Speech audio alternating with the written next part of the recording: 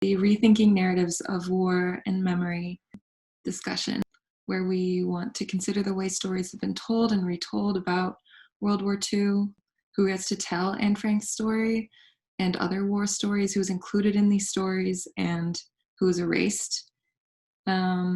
We will be talking with our project producer, who'll be wearing two hats today, Erwin Oostindie, about his project, the Van Kijk Den Straat project, in a little bit.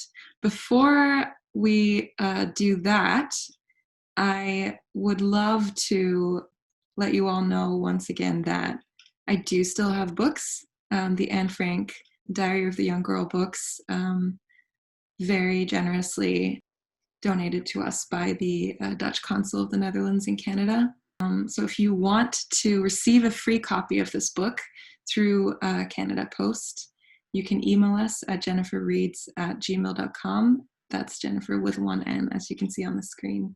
And that email will go straight to me, and I can get your address and I can get that posted. We're still working our way through the book, so those broadcasts are being put up daily. We have a couple more days left, so we're nearing the end. But those videos will stay on the website for you to enjoy and return to after our broadcasting ends on November 8th and the festival ends. And if you have not checked in with that yet, but want to get to know some of our readers for that broadcasting, I have a couple of little intros queued up of three of our young readers, so I'll share those with you. Hello, I'm Aiden Denaud and I'm 13 years old. I'm from Vancouver, Canada. My father's from the Netherlands and my mother's from Australia. I like to be reading, so I'm glad to be here reading Anne Frank today. Hi, my name is Marcella. I am from Brazil, but I live in Canada, and I'll be reading a passage of Anne Frank to you today. Hi, my name is Yuko Masaki. I'm 24 years old, and I was born and raised in Vancouver, BC. I'm a Japanese Canadian, and I am currently studying anthropology at the University of British Columbia. Great, and I hope you enjoy this book, Anne Frank. Great. Nice to see you people. Yeah, and so those three will be reading these last sections of the book that are coming up today and tomorrow and the day after that. So check those out. They're very amazing readers. I really enjoyed watching and listening to them. Thank you, Erwin, for sharing this project with us today, which is called the Van Kijk Den Straat project. Erwin is a Dutch settler in Vancouver who created a media arts project dealing with events of World War II. And the experimental documentary project, which is the Van Kijk Den Straat project, explores a Dutch youth's 200 kilometer journey into hiding from Amsterdam's Hongerwinter, eventually his life saved by Canadian soldiers on his 17th birthday on April 13 in 1945. That youth was Dirk Oostindie, born in Amsterdam on April 13th, 1928, and Dirk passed away in Vancouver just last December in 2019. And as we are marking events this weekend, this year is the 75th anniversary of the Netherlands liberated by Canadian soldiers during World War II. Erwin, do you want to add something to this summary of the project before I dive into the questions? Sure. Thanks for this, Tule, and thanks for those to you who are watching this, joining us live this morning, this afternoon, and also watching on the video. And it's a big year, so this seems to be an appropriate inclusion in the Jennifer Reads program, because Jennifer Reads, is an opportunity to learn about books, and our book is Anne Frank's Diary of the Young Girl, and it was written in Amsterdam. And coincidentally, this project that I did with my daughter, who's unable to join us right now for this video because she's in class So she sends her regrets. That's with Zoom. We're all on Zoom, different Zoom events, and she's in a Zoom event with her class at Lano University. So she sends her regrets. But I think it's an important, this project specifically deals with the questions of the day, which is about how do we remember war and who tells those stories. And this project, Van Kijkduinstraat, is really specifically an opportunity for intergenerational learning, investigating archives and stories, learning about truth on the land, and how stories are embedded in place-based approaches. So as an artist, when we just think about theory and we don't think about specific place or specific positionality of where we are standing, and I'm literally now on Van Kijkduinstraat, I can see myself here with my face on the street. That's the street where my father lived during the Hunger Winter, and that's why the project is called Van Kijkduinstraat. And this is my father and my daughter. So my daughter was the same age when we walked across the Netherlands, retracing his steps, going into hiding to escape the Hunger Winter, right, which took 20,000 lives. 100,000 Jews were removed from Amsterdam. It's the highest proportion of Jews to population in Europe who were murdered. They came from the Netherlands, so that's a very dark part of the Dutch war story. In addition to the occupation and the fascist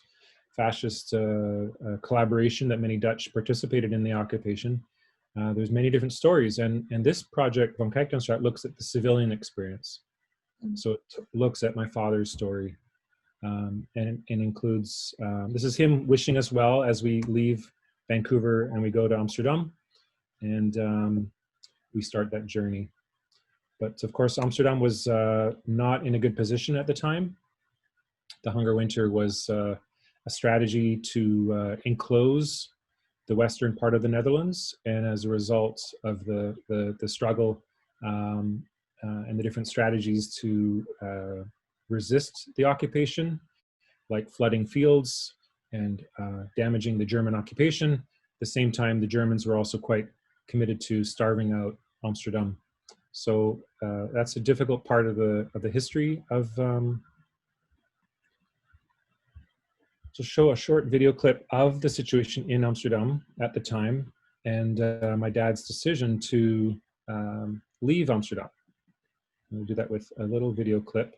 So here's a situation where my daughter and I would listen to my dad's stories, and we would record them with a smartphone. And this is something that kids can do, young people can do with their grandparents any day of the week. Sit with your smartphone, put it next to your grandparents, and ask them questions about their lives. And that's really at the heart of this project. It's about using technology, telling civilian stories.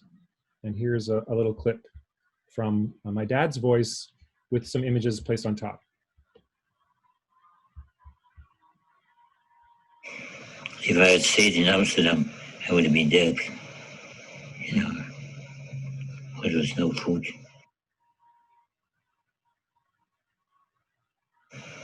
So you took the safest route where the people told you to walk. That's what we did. Certain areas were occupied. Every armed artillery and soldiers, and we couldn't quite get through there. So we had to follow the common route. And we looked quite innocent in some respects.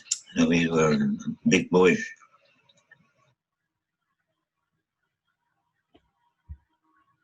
This project, Tule, has been shown in Vancouver at the Legion, the Kids Point Legion.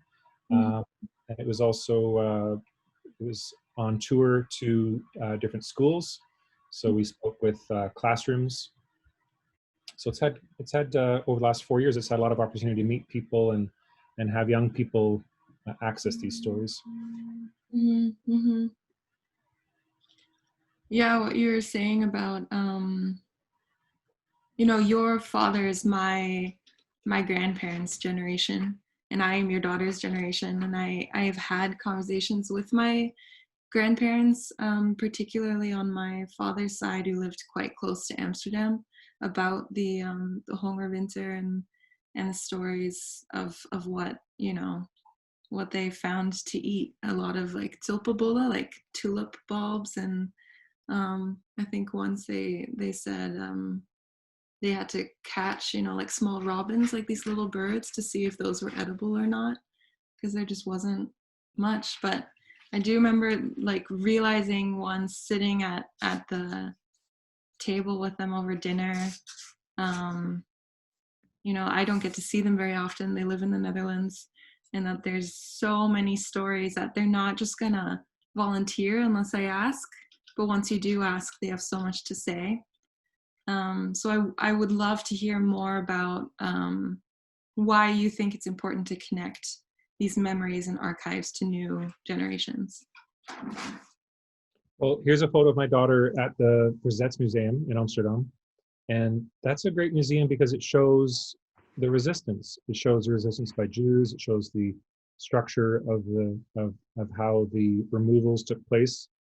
But it also importantly tells the different distinct stories. There's not one monolithic story. You know, there's the House of Orange story. And then there's the different resistance movements, the different political parties that had different underground newspapers. My grandparents, my father's parents distributed De Waarheid. So that was a newspaper, an underground newspaper. And they had to be very careful because they lived on the third floor of the house on Kijkduinstraat. And on the ground floor were NSB'ers, collaborators with the German occupation. So here they were distributing the underground newspaper, and they had to be careful not to get caught by their own neighbors.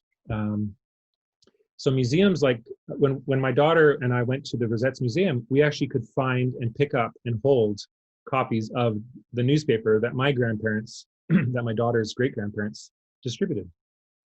So that's a powerful experience that she had at the museum. And we went to the house where my dad lived, where he fled from, and we met the family who lived there now. And they're refugees also. So then it created the opportunity for us to think about what is the story about refugees? You know, like, you know, some refugees like my father are kind of lifted up as heroes. But if you're in the Nederland right now, not all refugees are lifted up, right? There's a pretty powerful racism and xenophobia and fear of refugees. And that's, you know, it'd be easy to say, well, it's one political party that foments that xenophobia, but it's more than that, right? It's part of Dutch national identity, this notion of whiteness. And I think when we unpack the stories of the Second World War, we quickly understand that there's many different stories. And so that experience of learning about, and as we walked, we would meet people along the way, and we would see like the physical form, like stunning that my father through the night would walk through the night surrounded by so much water everywhere. And it was the middle of winter, so probably a lot of it was frozen, so maybe easier to pass over, I don't know. Now the built form is everywhere. So you know, we would meet people, and just like if this was 1945 and we were internal refugees walking through the Netherlands, we meet someone who is this person? Can we trust this person? Will they betray us? Will they report us? So very complicated. And here's just like the physical infrastructure that we were trying to pass through. You know, new highways and new roadways and new waterways, all trying to leave Amsterdam. So quite a significant change in fences and gates and enclosures and not knowing what was safe. And now surveillance. So if you're a refugee now walking through the Netherlands, seeking freedom from war,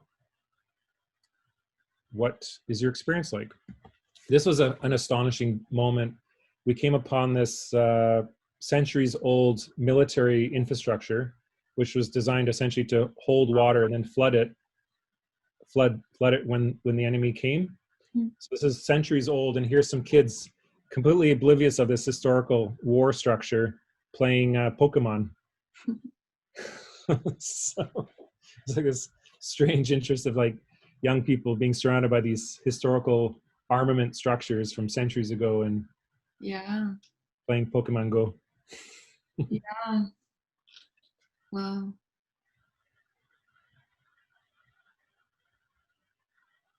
in terms of what you were saying about, among other things, you know, who that that Derek Ostindi was walking and that he wouldn't know, or any sort of internal refugee wouldn't know who to trust. And similarly, I mean, Anne Frank trusting the people who hid her and then eventually was betrayed. How do you understand, how can documentary art and storytelling challenge popular thinking about heroes and victims during times of war? Well, I think, you know, I think artists are truth tellers. You know, I think librarians are truth tellers. I think authors are truth tellers. I think filmmakers are truth tellers. Teachers can be truth tellers. But I think documentary artists have a particular role, and that's because we involve ourselves in archives and histories and stories. When I think about Indigenous stories here in Canada, and the fact that we still live in colonialism, and yet we live in a culture of denial. Mm-hmm. Denial is an important thing for artists to confront, because denial is a system of status quo. It's a narrative of a dominant message about, well, our side doesn't do anything wrong, or our war was noble, our war was just. The people who are fighting, they're not on a just side. Only our side is just. And I think I'm just looking at images of German infrastructure, cement bunkers throughout the landscape.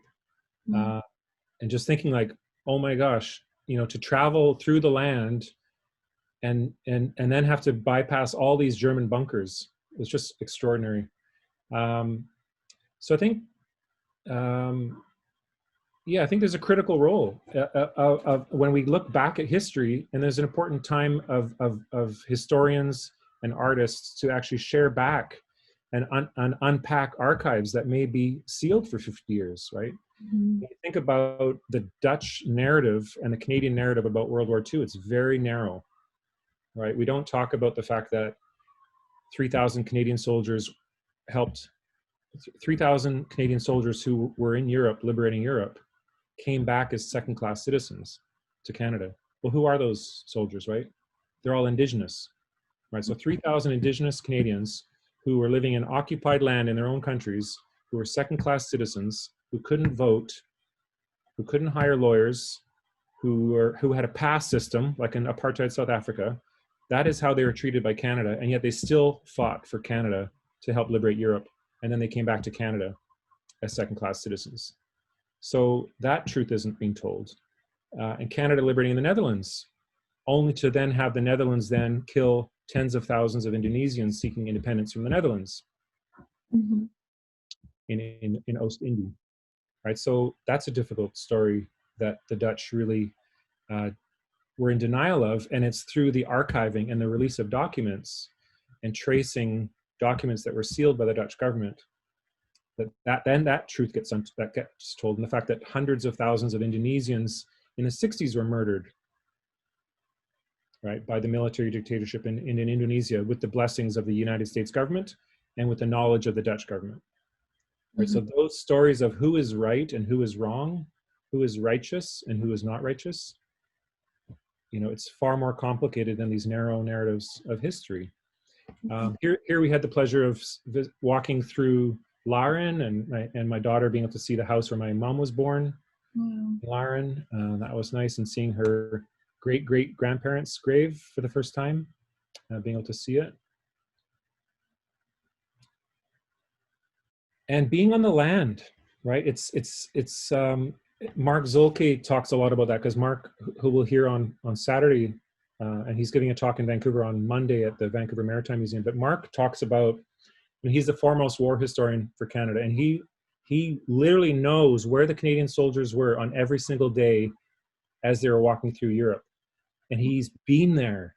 Mark has done the work of literally walking thousands of kilometers where the Canadian soldiers went. And so he knows, just like we experienced the land, we experienced what it was like, albeit we walked in the daytime with a rucksack on. My dad might have had a newspaper, rolled up to make it look like he was just sort of a local boy, right? He couldn't, not that he had any objects or had any food to eat, but he made it look like he was a local boy just in the neighborhood without his papers. Yeah. Wow. This is the Schoolendorp, and this is a tragic part of the journey where more than 100 Jewish people hid under the ground in makeshift homes. They hid for more than a year until they were betrayed. Sorry, not betrayed, but they were spotted. Two boys were looking out for getting water for the village, deep in the northern Valois forest, and I think just near to the west of where you were born. And so they were going for water. A German soldier spotted them, and then the village that had been hiding more than 140 people, I believe, was spotted, and sadly, just months before the war end, they were murdered. But it was a very powerful experience to be videotaping and just being in the forest, knowing that this horrible event had happened on the ground as we were walking there.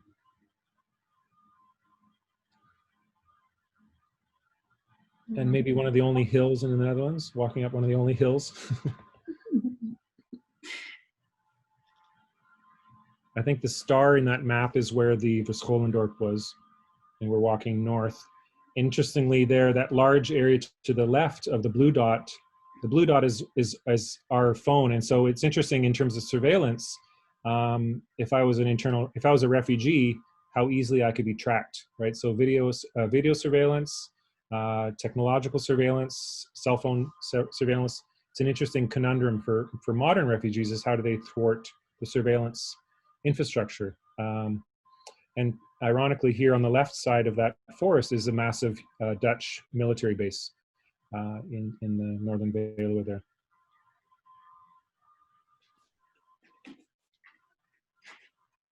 That's incredible.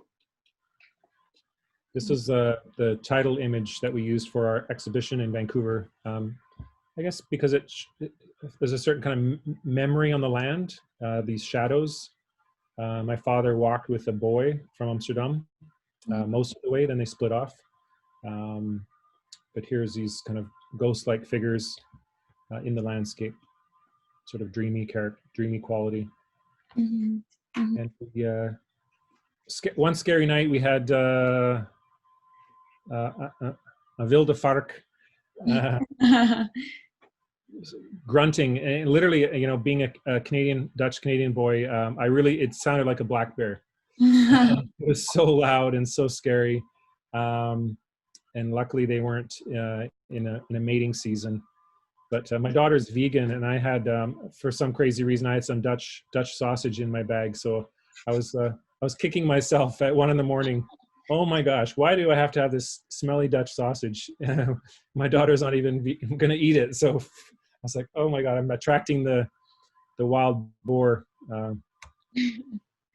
So yeah. Everything you're saying about, I can imagine the impact that literally moving in the same way that Derek Oostindie has on in so many ways. And I have not, there's a lot in Dutch history and in my own history and my family's history that I have not explored.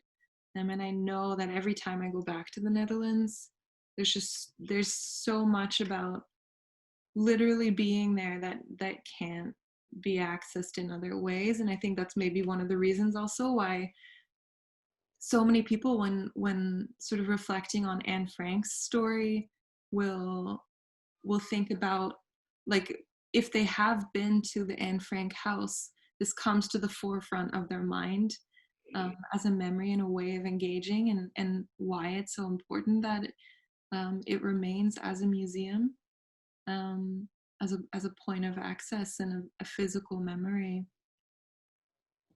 I'll just show this another video clip. So this is the IJssel River, the I, and we were there. We came to the bridge, the same bridge that was still standing. And here's my father talking about crossing that bridge that we were walking across there.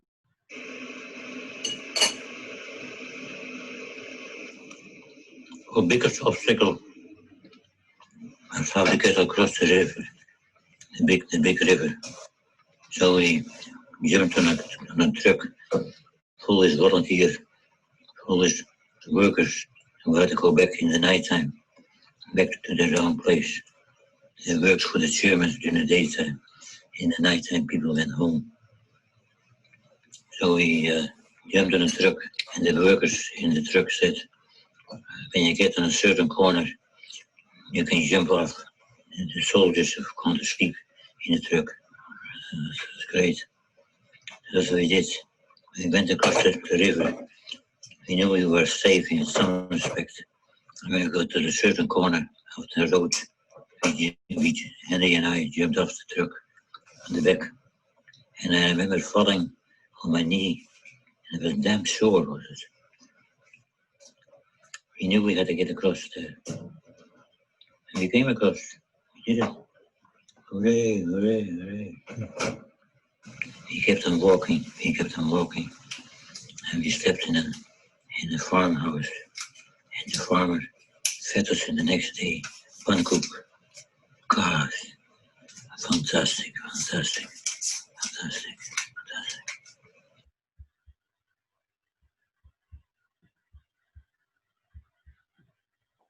Beautiful video, eh? Yeah, it is. In terms of the video project itself, what kind of digital strategies can be used and did you use to bring archives and hidden stories to life? Yeah, so those were, being able to tell the story and being able to tell the story and recognize that archives actually have a lot of information available, and bringing that to light. And I think that's what young people don't have necessarily access to is they have their own family histories, they have their own family archives that they can talk to their grandparents, but they can also look outside. When we spoke with my father, and my daughter and I spoke to high schools in Vancouver, 600, 700 students, we're looking in the audience and realizing that, this is, for example, in East Vancouver, 60, 70% of those kids' grandparents were in wars, right? They came to Canada from wars in El Salvador, wars in Nicaragua, wars in China, wars in Vietnam, wars in the Philippines, wars in Western Europe, right? And so, but Remembrance Day doesn't talk about any of those. It just talks about Western Europe, right? So there's a huge disservice when those archives, family archives, not just state archives, but family archives, we're not promoting young people looking and investigating their own family's histories in those archives. And when we think about the potential for education around democracy, and this is why Anne Frank's story is so powerful, because she brings us right into her lived experience. Mm-hmm. She invites us to understand that story from her perspective as a young teenager. But we can encourage other young people to do that themselves and talk to their own grandparents. And what that does is it empowers our society, it empowers our democracy to actually be stronger, because it's not based on top-down narratives of Donald Trump about what his worldview is, regurgitated by Fox Media, Fox News, right? So 40-50% of the population is accessing essentially archives and truths that are lies. Mm-hmm. So when we actually empower young people to investigate their own truths, their own families, we actually can build in resilience to our democratic systems. And that's why Anne Frank's story continues to be so powerful. It's like she gives us that opportunity to question and to learn, just as this experience of walking on the land for my daughter was an opportunity for her to learn about her Opa's lived experience. Mm-hmm. And then learning about the Canadian soldiers and their experience was also very powerful. And my father personally benefited from Canada liberating the Netherlands, right? Canadian soldiers saved his life. So all the work he did the rest of his life, including the fact that I'm here talking today, is all related to the Dutch being liberated. And he was near Couverden. I just want to mention this, Couverden, Vancouver. The roots of Vancouver's name is coming from Couverden in Netherlands. It's a bit of connection between Vancouver and Couverden. And so, yeah, it's, yes, we had to eat poffertjes along the way, getting food along the way. There's no farmers feeding us pannenkoek, so we would buy. And here's a remembering Second World War in a town across the Netherlands, acknowledging the resistance fighters who died, acknowledging the Canadian soldiers who died in liberating that town. And when I think about my father, if he wasn't liberated by Canadian soldiers, he later, in 1953, he came to Canada and he did things like in his life, he created Maplewood Farm. And here we were in this high school in East Vancouver, and we asked the kids, who's here has been to Maplewood Farm in North Vancouver, right? It's a very popular children's farm. And half the room puts their hand up. Well, this person whose story you're learning about today created Maplewood Farm because he was the parks manager in North Vancouver, right? So just one other thing that a human being can do, and it's all connected. And to understand that connection. And place-based learning is a powerful way to do that. Learning about the archives, learning about the land, the stories on the land. Again, here, is this person a stranger or can we trust him? A person we meet on a forest pathway. And here we get closer and closer to Drenthe and to Nieuw-Hollande. And Nieuw-Hollande is we arrived on the coldest night in recorded history for a summertime. It was 3 degrees and it was August. Wow. And it was the coldest night in recorded history in Drenthe for a summer night. And so we arrived at dark, and here is the family who we are still in contact with 75 years later, who is the grandkids of the parents who took in my father. Wow. So, and that's a picture. Behind you is the road with trees, but in fact in 1940 that was a canal, right? So that image is actually what's behind there. And so I grew up with these cousins from the children and the grandchildren of who took my father in. So it's all connected, and that's not a unique story. I've heard that, and we hear that with the Anne Frank story. We hear about these connections between people who are in hiding. We heard that from Dr. Krell, talking about, being a Jewish child in Den Haag and being supported by a Christian family. And then he had multiple families. And when he graduated from UBC, decades later, he had 2 sets of parents coming to congratulate him for his university graduation. And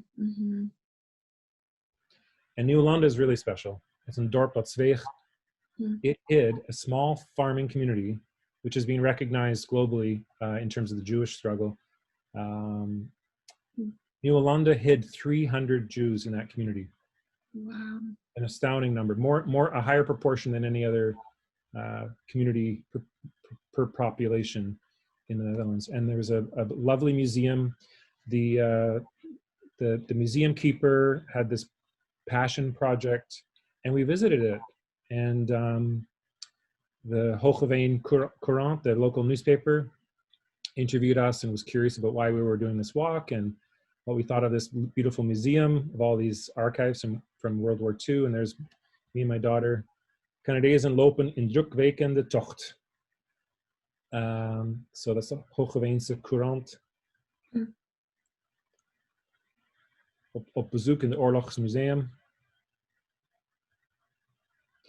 So his journey didn't end there. That's where he was in hiding. But on his 17th birthday, Canadian soldiers were liberating Nieuw-Hollande.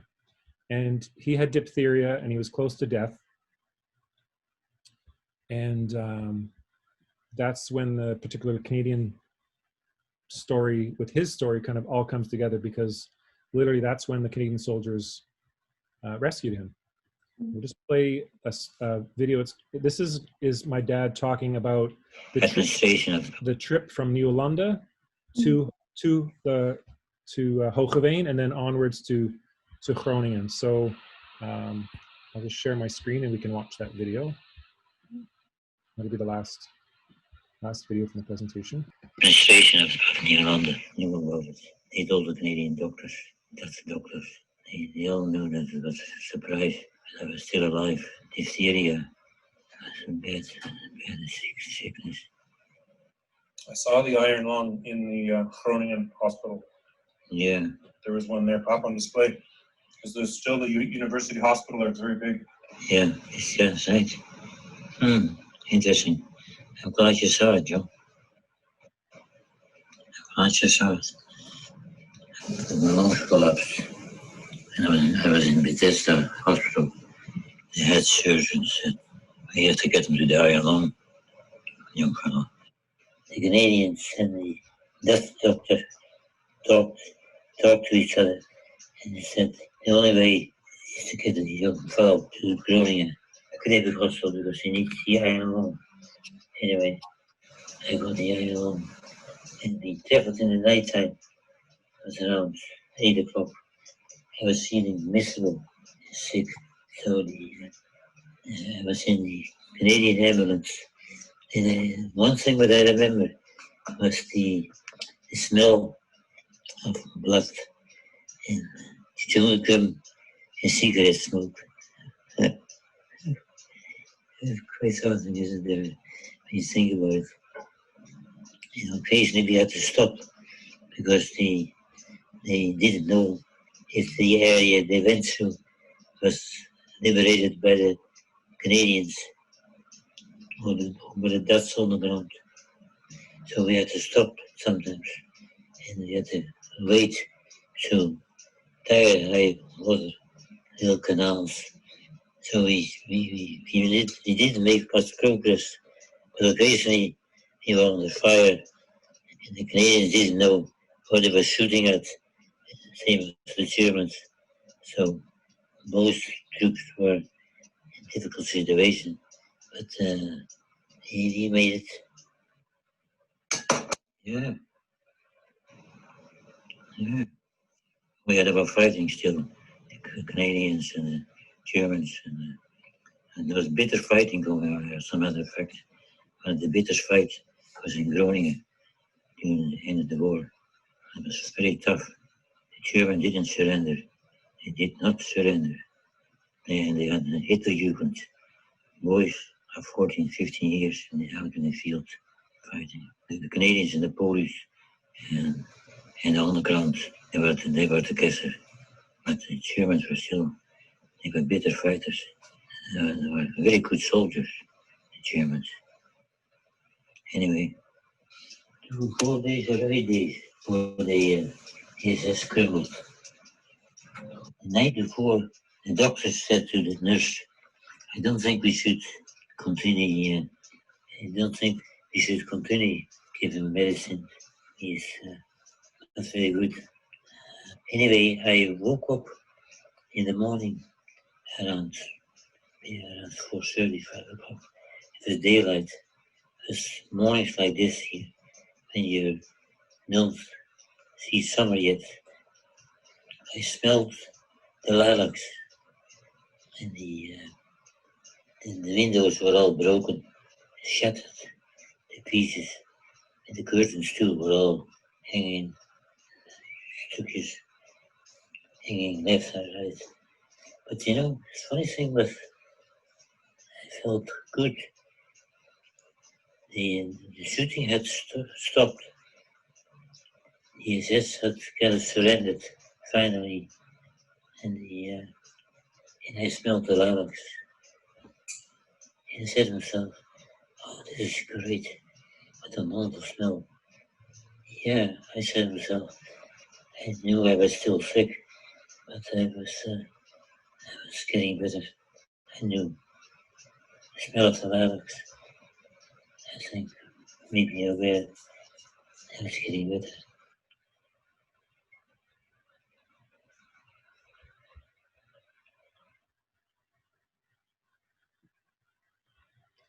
And so this work has been shared in exhibitions and online on the Van Kijkdanstraat.nl website. And yeah, it's been a way to tell a personal family story, an intergenerational story, but it really provokes opportunities for other people's stories to kind of be introduced from the viewer's perspective. So rather than consuming a particular narrow view of what is the war about and what happened, we can kind of explore and investigate and think about our own awarenesses of it. There's a Journey Through the Night is a Dutch-Canadian book about the war years, Journey Through the Night. And when I was with my daughter in Nederland when she was younger, I think she was 7 years old, one summer we spent in Nederland, and we read that book every night. And you know, knowing the towns around Hoogeveen and Zwolle and talking about the bakery and the underground and the resistance and the concentration camp,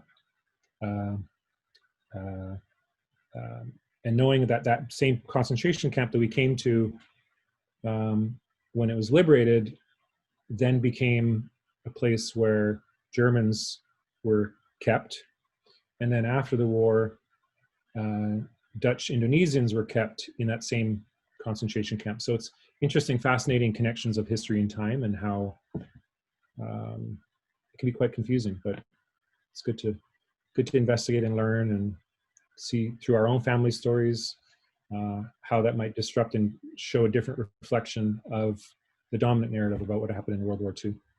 Yeah. I mean, it's such often the way I notice that I've been taught, to the extent that I'm taught these histories, which is more so the breadth of the war. And I think there's much to be gained by going in depth instead, because conversely to what it seems like, I think you gain a broader understanding by understanding more about particular things. And I think that's what this project does really well. And it invites further questions and engagement. Yeah, and that's I think the events on Saturday will certainly do that. The reflecting on 75 years, the Dutch government has, of course, sponsored this show on global TV on Saturday at 4:30, and so our event on Saturday will be the first hour before that, from 3:30 till 4:30, and we'll continue this conversation with Mark Zulke, the foremost Canadian war historian. He'll be a guest at 3:30 on Saturday, and Joost Schokkenbroek from the Vancouver Maritime Museum will be a guest, and we'll have other conversations, and we certainly invite our viewers to come back on Saturday, participate in the conversation, and then they can watch not on our show, but directly on their televisions at home on Global BC, and watch a 1-hour special with music from the Vancouver Symphony Orchestra. Mark Zulke, I think, has written some of the script. You'll hear, very much like Jennifer reads, you'll hear young people, young Canadians reading letters and kind of really investigating those archives and thinking about memory and war. But I think we just kind of wanted to set that up today with a bit of a deeper conversation about connecting the Anne Frank story, the Diary of a Young Girl, truth-telling, and acknowledging that it's critical that people challenge and question, investigate what war means to their own families, rather than consuming it as some kind of a historical product. I think there's an artist who has been really effective at that, Roger Kremers. So Roger, we were trying to actually bring this show to Canada, to the War Museum, the War Memorial Museum in Ottawa. But Roger, we met him, and he asked the questions. Am I still unable to answer? He says, in response, he says, I am still unable to answer whether or not the Second World War has become an attraction. It is, however, part of popular culture and is far from being forgotten. And he particularly looks, as a photographer, he looks at war reenactment. He looks at the culture of who and why war is reenacted. This culture of people like weekend weekend soldiers reenacting these moments. And some are very perverse. He has photographs of Japanese wedding ceremonies in front of war memorials where in front of the war, he just shows like he's at Auschwitz. And he's at Auschwitz, and he's at this very somber, very, very painful war memorial site. And here he's looking at some Jewish men on their cell phones talking and smoking cigarettes in front of this site of horror. And so he just kind of looks at of how popular culture looks at war. Here he is with some Canadian war veterans. This is his studio in the Jordan, and his studio is literally 2 blocks from the Anne Frank Museum, the Anne Frank House. And the Jordan is also where my grandmother lived and where my auntie lived. So there's my daughter in the studio. Could be Chinatown in Vancouver, but it's in the Jordan in Amsterdam. All right. Cool. Well, thank you, Erwin. Thank you, everyone, for joining us. We have one more event tomorrow, as Erwin said a little bit about, which will start at 3:30 p.m. Pacific time. And we have, including today, 3 more days of reading broadcasts. Again, those will stay up. And books. Email us at jenniferreads@gmail.com, Jennifer spelled with 1 N, and I can get those in the post to you. Super. Okay. Perfect. Thank you. Thanks everybody for joining.